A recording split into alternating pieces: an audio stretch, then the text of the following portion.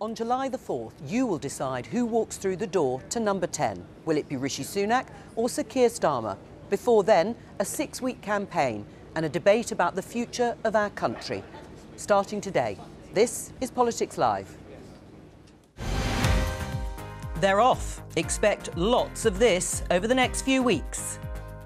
People can judge me by my record. I have been prepared time and time again to do what I think is right for our country, even when it's difficult. You now have the power, the chance to end the chaos, to turn the page and to rebuild Britain.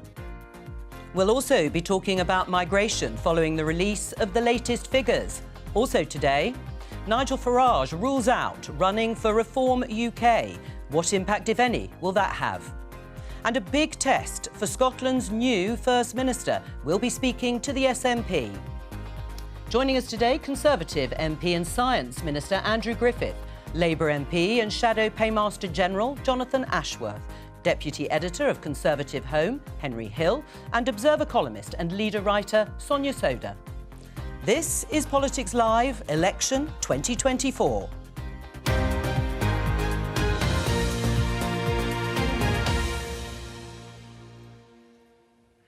Welcome. It's been called a gamble, brave and even foolhardy. Rishi Sunak's decision to call a snap summer election has astonished many, within his own party too, not least because the Conservatives are 20 points behind Labour in the polls, and that has been the case for almost a year.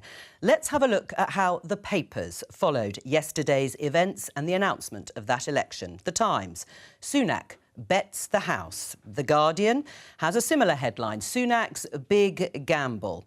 This is the Daily Telegraph, reflecting the weather and the rain. Sunak gambles on snap poll. Things can only get wetter.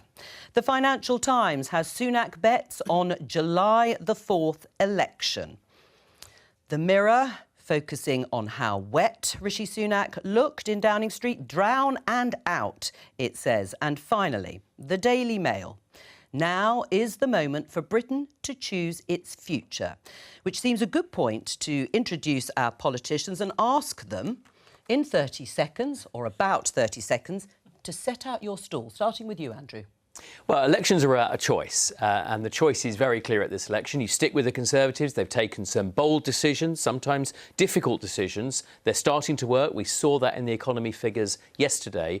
Or you roll the dice and you go with someone who hasn't got a plan, hasn't really demonstrated any great convictions, hasn't used their time in opposition to say what they'll do about the really big, important issues, and in that world of very difficult security at the moment. So you can have a secure future with Rishi Sunak's Conservatives, or you can roll the dice, go back to square one with Labour. That's the choice. Jonathan Ashworth. Well, elections are about a choice. And I think after 14 years of decline, 14 years of chaos, which means hard-working families are paying more on their mortgage. That means pensioners are waiting longer for a hip replacement or a knee replacement. I think the British people will use this general election to turn the page on 14 years of chaos. And actually, Keir Starmer has changed the Labour Party. He's taken tough decisions. He doesn't pander to the Labour Party. He doesn't pander to his backbenchers like Rishi Sunak does. He's not pushed around by his backbenchers like Rishi Sunak is. Finally. And Labour has a plan to fix the issues facing the country on the NHS, on the economy, on crime and on stopping the boats. All right, you had a few extra seconds. I'll give them back to you, Andrew, at another point in the programme. What are your predictions? In terms of seats? Yeah, the outcome. Well, the outcome, I mean, obviously anything can happen. And, you know, Theresa May did throw away a 20-point lead in 2017. I think that's much easier to do from government than from opposition, though. So Labour are odds on to win and win handsomely. I think the question for the Conservatives is whether or not it's a defeat from which they can plausibly come back within one or maybe two terms, or whether it's a 1997 or worse style below 150 where they really have to fight for their survival for the next sort of 15 years. What about your prediction for the outcome? Well, I would predict that Labour are going to get a fairly comfortable majority, maybe not quite as large as some of the polls might lead you to believe, but I think that is very much where we are. I agree with Harry, though, agree with Henry. A lot can change. But, I mean, I don't work for the Labour Party. I think people in the Labour Party will not want to leave any sense of false confidence whatsoever. They're not taking anything for granted. But I think it's quite hard to look at a poll lead of 20 points and not conclude that that takes you into quite comfortable majority territory. Well, you've been talking about the polls. It is a 6-week campaign. Anything can happen, and we'll be following it all the way through on a daily basis.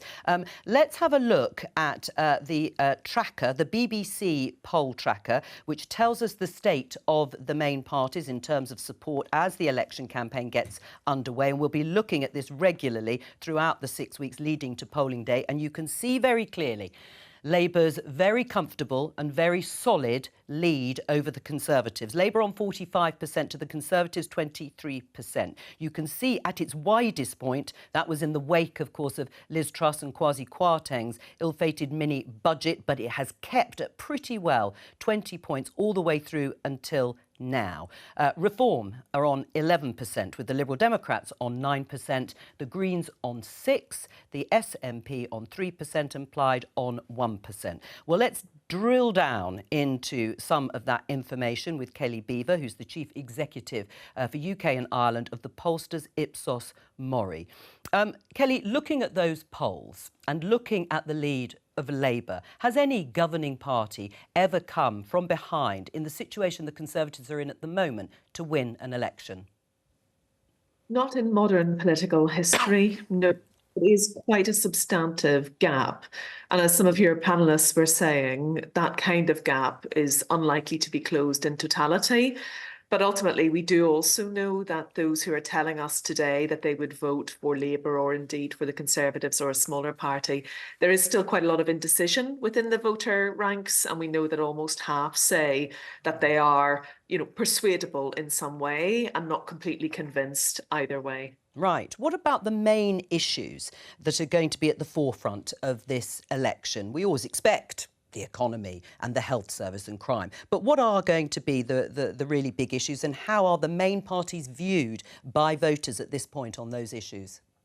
So there's been a fairly static top four over the last 12 or so months, and they have varied in order and priority, but they're still the same four. The economy, the NHS, cost of living, and immigration, that's the top four. And on those, when you look at how the parties are perceived to be performing, for Labour, they've got a strong lead, like a 22-point lead on the NHS, and also a very strong lead on cost of living. The lead that they have on the economy is not as strong. It's 8 points. And that's one of the areas where you will see, I think, much more noise from the Conservatives about performance around the economy. And on the point on immigration, again, in that case, yes, Labour is marginally ahead, but it is very, very marginal, and there's not much between the two parties at all. So on the issues of the day, Labour strong in their traditional areas of NHS, cost of living. Right. I mean, we're just going to show our viewers and our guests the 2019 general election results, because we've talked about that poll lead, that substantive poll lead by Labour. But here's a reminder of what the electoral map looked like then, and you can see the dominance of the Conservatives and the SNP. The landscape is very different in terms of the polling now, isn't it? Indeed, it really is. And if you look at what's happening and what's happened in areas like Scotland and in Wales. So in Wales, back in 2019, red seats turned blue. And now they are going to be looking very hard at Labour will be looking very hard at turning those back to red again. But they also face some challenge from reform, in particular some of the South Valley areas in Wales. And we know the number of constituencies, because of the way the boundaries have been redrawn in Wales, there are now less constituencies there from which they can gain votes to. And then in Scotland, which is, traditionally has done, SNP did incredibly well. Now Labour are leading SNP in Scotland, but we know that 30% of the overall seats in Scotland, they are marginal, and they're going to be very hard fought. And look at the timing of this election at the beginning of the school holidays in Scotland, which could have an impact on both turnout, but also campaigning on the ground as well. So that may impact negatively on Labour's ability to pick up vote share. Kelly, I'm just going to go to our politicians on that point. Was it the right move to go for a snap July election? Well, we have to have an election. Right yes. now is a good moment in terms of, we've just seen the economy. We heard about the issue about the economy. Inflation's come down. A lot of people were very sceptical when the Prime Minister set out a priority. So that's the reason. That's the reason inflation. you've gone for it. It's because inflation's almost down at the Bank of England target. We are starting to see that delivery on the priorities. Were you surprised, Jonathan? Well, we wanted a general election. Yeah. Because we think after 14 years of failure, the country wants change. I see that when I meet people across the country. I see it in their faces. I feel it in their handshakes. But I also think it reveals an interesting lack of faith in Rishi Sunak's own plan, because he's been telling us the plan is working. He's been telling us there are good times ahead. It's good times ahead. And let me finish. People are worse off. People are paying more in the shops. 2 years ago, if you go to Asda's, you'd have got, like, what, 250 grams of butter for 1.48? What's it now, about 2.40? A pint of milk, 45 pence, it's now 90 pence. I'm not going to go through my shopping list, but if you're going to tell the British public that they're better off and they've never had it so good, I think you'll find that attitude jars with the real-life experiences. Let Andrew respond. And then that wasn't what anybody said. The British people have made enormous sacrifices. Yes, they have. By paying more on their mortgage. Jonathan, let Andrew finish. That's the sacrifice they have made, and that's because of decisions by the Tory government. Jonathan, don't talk over each other. Because of the war in Europe, because of the aftermath of COVID. What's Liz Truss going to do with Ukraine? The question at this election on the economy is: do you roll the dice? Do you go with a party that always leaves unemployment higher when it comes to power? His first resort is to tax people, or do you stick? All right, hang on. We've heard your pictures, Jonathan. I'm going to let you chew over the detail. What did you make of the decision in terms of timing? I mean, it was really strange, right? Because there was a case for the Conservative Party to have an early election, and that was in May, to coincide with the locals. You would have avoided losing 500 councillors, which weakens your ground machine. It would have raised turnout, potentially saved. Going now, it seems to have been a panic move, right? Because seems fairly obvious, and reporting from the Daily Mail seems to bear this out, that they weren't planning on having an early election when they had the budget, but within 2 months they had decided to have one by the time they had that defence announcement in April. So it's a panic move. It speaks to me of a damage limitation exercise, because why else do you call an election when you're so far behind in the polls, unless you think there's every chance that things could get worse for you? And while I think the Conservatives can point to, inflation and say, look, things are going in the right direction, look at NHS waiting lists, they are coming down, the fact of the matter is that, prices have gone up by 20% since 2021. NHS waiting lists are still higher than they were when Rishi Sunak came into power as Prime Minister. So the challenge is you're trying to sell this narrative, things are getting better, but people are not feeling it. It's not their reality. Let's go back to Kelly Beaver and talk about leadership and in terms of voters' views of the two main leaders, Rishi Sunak and Keir Starmer. So it's a relative exercise at the end of the day, a general election like this. How do they feel about one compared to the other? And Rishi Sunak is currently polling at a -55 net favourability score comparatively to -18, which is Keir Starmer's score. Now, that is, -55 is quite a significant low point, lower than Jeremy Corbyn at his lowest ebb, and similar lower than John Major at his lowest ebb. But why is that? Why is he polling so lowly? Well, yes, people perceive him to be out of touch with ordinary people, but that's not just it. It's also a perception, comparatively to Keir Starmer, of being less capable, less competent. The one area where the two of them are pretty much neck and neck is being perceived as good in a crisis. But on all of the other leadership traits, as it stands today, Rishi Sunak is trailing Keir Starmer. But Keir Starmer's score is not fabulous either. -18 is not a great score as a leader to be going into a general election with. By contrast, Tony Blair was on +22 at the point at which he took a win in a general election. We've got 6 weeks for some of those numbers to move. Kelly Beaver, thank you very much. And of course, the campaign may well be focused on the two leaders, the two personalities themselves. Before we discuss the broad offers, as these two have been talking about already on the economy, let's talk about small boats and deporting asylum seekers to Rwanda. Because in the first broadcast interviews today, the Prime Minister promised that while there'll be no flights taking off before polling day, flights will take off from July the 5th if the Conservatives win the election. Let's have a look. The first flights will go in July, and we've already put the preparations in place for that. We've hired hundreds of caseworkers, identified the cohort.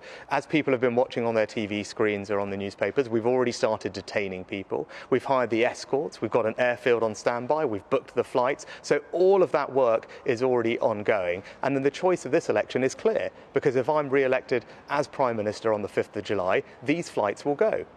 So, Andrew, there will be flights to Rwanda if you win the election, and they'll go in July, taking asylum seekers. And it's a really clear example of bold action on one of the big challenges. Immigration isn't something abstract. It's about the pressure on local GPs. This is illegal immigration, as you see it. And we've got a clear plan. What's the guarantee? It's a very clear How do you plan. know? We've taken that through Parliament. That will happen. Right. Labour don't have a plan. Their only plan is to remove the one thing that we have done that offers the prospect of preventing But it's also an admission that no flights will take off in June or early July. So that was always the case, That was always the case. The plan was that flights would not take off before the end of June, just because of the processes that have to be gone through. You've got to do this right. Labour obscured the bill, opposed the bill again and again, so it's much later getting on the statute book than it would ever have been if John's party hadn't, night after night, voted against a plan that's actually tackling this issue head-on.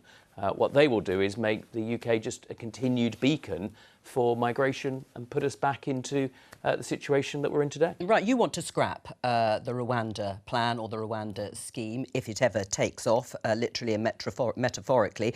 You'll scrap it immediately if you win the election. Yeah, well, I mean, so no flight will take off under Labour. We don't think this plan is going to work. Well, we think it's that's not my question. Gimmick, so no, we are not in favour of this. We would scrap it. I'm surprised that these flights aren't taking off, because we were told, it's the first time I've heard a minister say that on a politics show. I don't think they said this before today. They've been giving us the impression that flights were about to take off. And by the way, all this stuff about Labour locked it. The last time I checked, there were more Tory MPs than Labour MPs. That was the last time I checked, although maybe more have defected to us, I don't know. But in terms of what Labour would do, you would scrap it. Yeah, you would scrap because it from day one. And if there is a flight scheduled in July and you win the election, it won't take off. It's not going to work. No plan. It's not going to work. It's not going to work. It costs a fortune.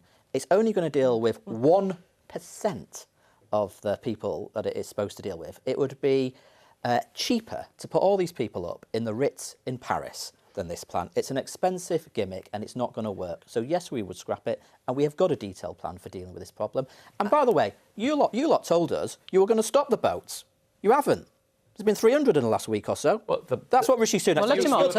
Let him answer. So I'm going to stop the boats. Let him answer. Another broken Sunak promise. Your party, nothing to do with voting in the House of Commons. Jonathan, you give have no over. plan. The one policy you've got is to oppose kidding the British public. The plan that we have put in place, the plan that now other European countries and the European Union are both looking at, because this is an issue. You told us we were going to stop many the other boats. countries. Another broken promise. We have a very clear plan. Our position is super clear, as the Prime Minister said. If you Clear vote as mud. Conservative on the 4th of July, our plan will go ahead. We will stop the boats. Right. What did you make of what Rishi Sunak said?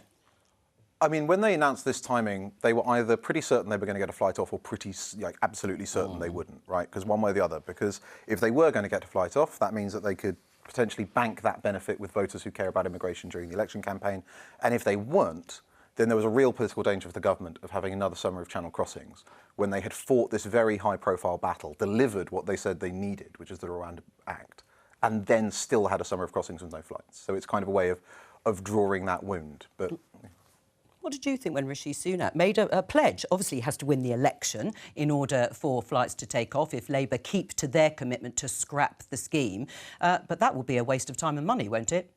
Yeah, and I mean, the question is, you've been Prime Minister for months and months and months. Isn't it convenient that you're saying that a flight will take off the day after a general election? I think some voters will listen to that and probably feel a bit cynical about it. And then zooming out and talking about the wider issue of migration, we've got the government sort of saying, well, we want to bring migration down. The reason why migration has gone up is as a conscious effort of government policy. It was this government that relaxed the rules on student visas. It was this government that relaxed some of the requirements, for example, around health workers and care workers, because we've got massive shortages in our economy. Let me just cut in and say these pictures here are of Rishi Sunak on a campaign event in South Wales.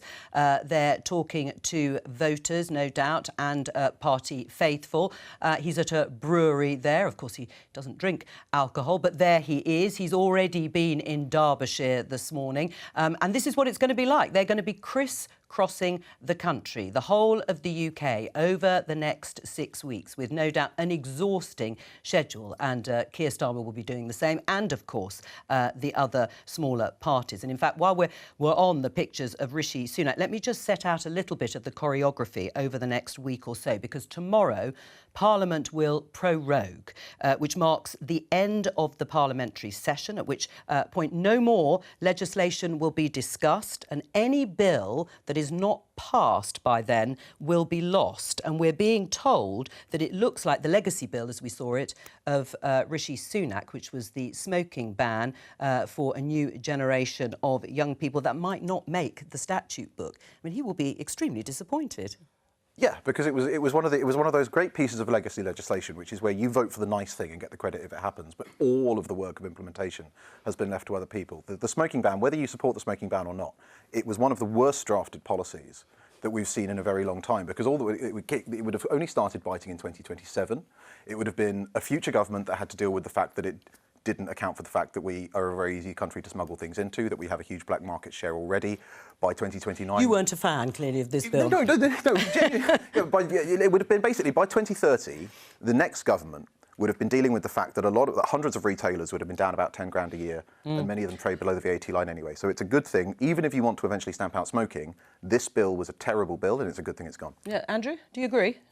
Well, there were three things in it, two of which were really good. Protection for minors and cracking down on vaping, which has been a very unregulated area. I like Henry, had some challenges with the idea of one parliament voting to restrict the freedoms of people who weren't at voting age. So we'll have to see what happens with the bill. I don't know where it goes in terms of the process of proroguing. Right. But there's some really good things in the bill, and it would be unfortunate if Well, it those don't make looks looks like it's going to fall. I mean, ironically, of course, you're in favour of you support it. Yeah, I did. But here, look, let your viewers into a secret. Oh, go on then. Those mysterious people called the whips on both sides, on Labour and Conservative, will be having meetings today to negotiate and agree which bills go forward and which bills don't. And they would think it was very unhelpful for ministers and shadow ministers to be speculating on it. The whips will take this process very seriously, so I'm not going to add anything other than say I supported the bill, but I've got no idea what's going to happen in the next 24 hours on all of this stuff. It's called wash-up in Parliament. It is called wash-up, and it's only a couple of days, and there isn't much time because Parliament won't be sitting next week, and then we'll have the dissolution when, of course, you stop being MPs and you become candidates in this election. But Tracy Crouch, Conservative MP and Sports Minister, unfortunately, the Football Governance Bill will progress no further. And although there is a ready-made bill for the next government, I won't be here to see it pass. I just wanted to say a massive thank you to everyone who helped shape this bill. I mean, that's the reality, isn't it? When an election is called, there is a rush to get some legislation through. There wasn't that much, as it so happened, but the infected blood scandal, they want to get that compensation bill through because of what's happened this week, and that has meant other things squeezed out. Yeah, absolutely. And I think if you are somebody like Tracy Crouch, who's put in an incredible amount of work, and, we're talking about hours and hours of scrutiny that, a bill will get in committee, for example, and a lot of that will just get lost. And, some of it may be supported by a new government and may be picked up, but some of it may not. So, people might say, well, this is just what happens when you have an election called suddenly. But you would have hoped, really, that, we knew we had to have an election this year for a very long time. There could have been better planning around this from the government, shall we say. Well, we'll leave the better planning to one side and speak to our political correspondent, Ian Watson. He has been following Keir Starmer, the Labour leader, who has been in Gillingham in Kent. Ian, what did he say? Well, what he said wasn't hugely surprising, I have to say. He is in Gillingham, which was a seat last, of course, held by Labour under Tony Blair. So in that sense, it's got some symbolic significance, the kind of areas that he thinks he can now win back. It's got a 15,000 Conservative majority, so a very large Conservative majority by conventional standards, but far less than the kind of majorities he overturned at various by-elections recently. In terms of what he said, what he wanted to concentrate on, frankly, were two C words. One was change. That effectively distilled the message onto a placard. Why did he concentrate on change? Well, basically, in the focus groups that Labour has been holding with swing voters, the people like the people of Gillingham, that they need to win back. They say their key reason for considering voting Labour is that they feel it's time for a change. The other C word, though, is chaos. So change, a good thing, chaos, a bad thing, and he's portraying effectively the Conservatives as presiding over 14 years of chaos. And I think that's interesting because I'm told by Labour strategists they're not going to go heavily on personal attacks on Rishi Sunak. Instead, what they want to do is to look at the whole 14 years of the Conservatives' record and go very heavily on that, or very critically on that. Now, yes. Obviously, the Conservatives' charge is that Labour simply doesn't have a plan. So I thought it was also interesting today that Keir Starmer once again reiterated some of those priorities that he unveiled last week and did talk about some specific policies on the NHS, for example, and on recruiting more teachers. That's to try to blunt that attack from Rishi Sunak. But the hope by the Conservatives, of course, is that the more scrutiny these policies get, the more that Labour will wilt in the political heat. Ian Watson, thank you very much. We'll let you go and follow Keir Starmer round the country on his next visit. Just to bring you some news that broke a few hours ago, a letter written by Nigel Farage, remember him, the former leader of UKIP and Brexit Party. There was some debate and discussion about whether he might stand for reform. Well, he isn't going to. He has ruled himself out, saying he is going to focus on the election in America instead. But with reform polling at 11%, is that a relief for you, Andrew, that Nigel Farage will not be standing? Well, look, I mean, you win elections by setting out your stall, your plan, explaining what's gone well and acknowledging that when you go through a very difficult few years, and you can understand why the opposition parties want to remove the context of the last few years, that fact we've got war on European soil, the fact we've had an unprecedented global pandemic. It's for us to remind people of that context, the bold actions that we take, and the fact that in a difficult world, you want a government that's got the ability to create that secure future. Now, you know, that appeal, that's a message to reform voters as much as it is to any other voters. Because at the end of the day, you're going to have a binary choice. Which leader do you want to walk through the gates of number 10 Downing Street? John and I will obviously disagree, but the point of the election is people make that choice.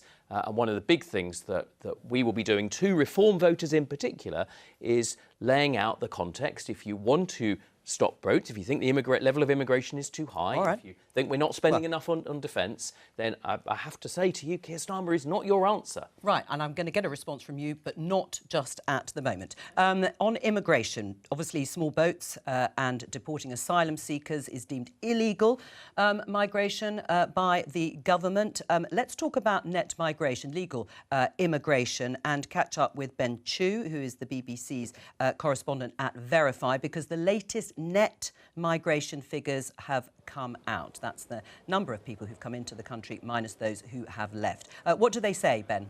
They say that in the year ending 2023, there are around 685,000 people who are net migrating to the UK, down from a record high in 2022 of 764,000. So around about an 80,000 decline. And of course, the big question is it going to keep coming down further or not? The government wants to get it down, and it's put various restrictions on types of migration to help get it down. They think it will go down another 300,000 over the coming years as a result of those. So we'll wait and see. Some of the visa information, which goes beyond 2023 into 2024, suggests that might be starting to happen, but that we'll have to wait and see to find out whether it actually does or not. Right, as you say, some of the policies that have been introduced by the government will not be felt necessarily in these figures. But that level is still high, as you say, by historic standards, if you're looking at 685,000 for the year 2023. It's extremely high. Do you remember David Cameron had set a goal of getting net migration into the tens of thousands when he was Prime Minister, and there are some Conservative MPs who think that goal should be resurrected. So we are a very long way away from that. Offices, people like the Office for Budget Responsibility and the Office for National Statistics, they're projecting that it will probably come down to around 300,000. So that would be a very significant decline from its current levels, but still much higher than we've had historically. So big question about which direction it's going to go in and how low it's going to go. And obviously, this is Politics Live. There are lots of political implications from this, but lots of economic implications as well from net migration coming down. And some are saying that will create barriers to filling important gaps in the workforce. So there are consequences on the negative side as well as positive ones in some people's eyes. Ben Chu from BBC Verify, thank you very much for joining us. In your 2019 manifesto, Andrew, you promised to cut net migration overall. That was the pledge. Now, at that time, it stood a bit over 200,000 a year. And you said it would come down from that level. So you're going into this general election having failed on a key policy commitment. Well, we're also going in with, as we just heard there, the actual figures are now coming down. A set of measures, they're coming down. The number of people who but that's not what you said. That's not what you said in 2019. Came down by around a quarter. So with respect, the question isn't, can we go back to 2019 and somehow travel back there? The question is, is there a plan in place? Yes, there is. Was that plan supported by Keir Starmer? No, it wasn't. Is that plan starting to work? We're seeing that in the numbers. And if you continue to vote Conservative to support this government, those numbers will, as Ben speculated, continue to reduce. Right. That is the plan. Jonathan's party opposed all of those measures. They would see that high migration continue without being arrested. Right. I mean, Jonathan, let's have a look at this headline, and Ben did sort of allude to it in the Times. Rishi Sunak has fighting chance of meeting migration pledge, says Watchdog. Ban on foreign students bringing family members to UK is producing big reduction in numbers, and the graduate visa route, we don't think that's going to be changed. So he actually puts a figure on it, maybe down to 150 to 200,000. Would that be something to celebrate? Well, I mean, you say he's got a fighting chance of meeting a pledge. We've just heard from Ben that David Cameron, who was the Tory Prime Minister 14 years ago, told us we were going to get it down to tens of thousands. I mean, the Tories have been in power for 14 years and have failed to meet all of these pledges that they've made on migration throughout all of these years. In fact, one of the he says we didn't have a plan. One of the Jonathan, I'm going to interrupt because I think your microphone might have actually fallen off. Right. Yes. Are you able to just clip that back on? Look how multi-skilled. And that gives me the opportunity to repeat my question, which is actually what you would do if net migration comes down to 150 to 200,000. That would be from a record high of 745,000 for 2022, a massive drop. And this is an expert in migration levels. If he says that they've got a fighting chance to do that, will you celebrate? Will Labour, who say they want to wean themselves off the dependency on immigration, will you be popping the champagne cork? Well, no, we're not. I don't go around. No, well, all right, never mind. But will you be celebrating? But listen, right. The key thing is this, right? We have been warning for years and years and years that unless you invest in skills and you give people proper support to get back to work through the job centres, then you have to rely on international labour. Right. In fact, one of the policies for many years under the government was to pay people 20%. So you prefer the higher levels? You prefer the higher levels of 600,000 to meet the sorts of economic... No, I'm saying that we should have a proper skills plan, a proper plan to reform what you call employment support, which is the help you get in the job centre, to fill the vacancies we've got in the economy. We've been making that argument for years now, and it's what we will do when we get into power if we win this next election. Right. I have to say, I mean, I think this is quite an illuminating conversation about migration that voters might feel frustrated about, because we've got to talk about why migration is high. It's because the government introduced schemes like the Ukrainian resettlement scheme, Hong Kong, very popular schemes.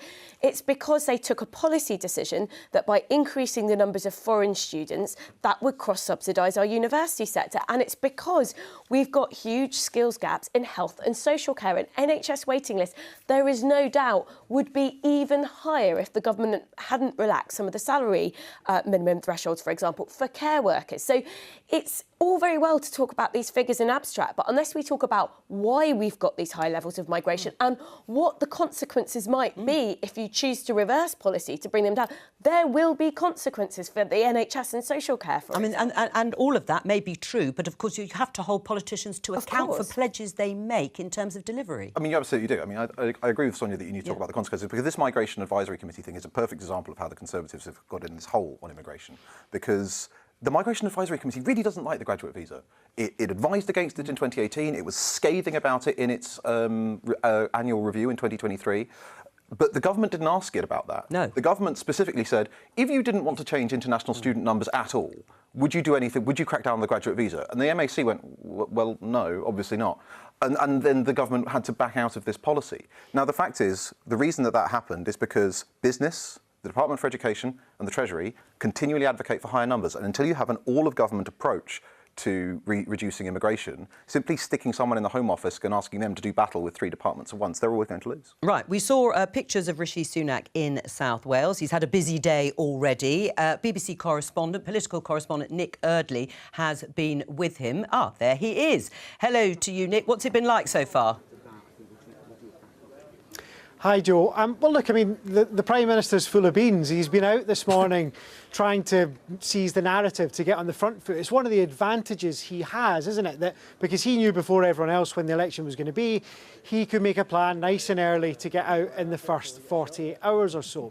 But it's also worth pointing out, you can probably see behind me, we're not out in the middle of the city in Cardiff. We're outside the city, let's put it that way. South Wales, out of the way, I think it's fair to say. Rishi Sunak is fairly well known for stage-managed political events, and I think that's what we've seen so far. Here, he was at a factory earlier where he was chatting to some voters as well. The questions seemed quite friendly, and I suppose the big question that Rishi Sunak is going to face over the next few weeks is, can he do something to swing the momentum, to try and get the Conservatives on that front foot and persuade voters that they're wrong and that the polls need to change. At the moment, he is trying to do that with the messages we've become familiar with about the economy, about immigration, about defence as well. I think we're going to hear that as this trip continues over the course of the day into Scotland as well. But the million-dollar question is it getting through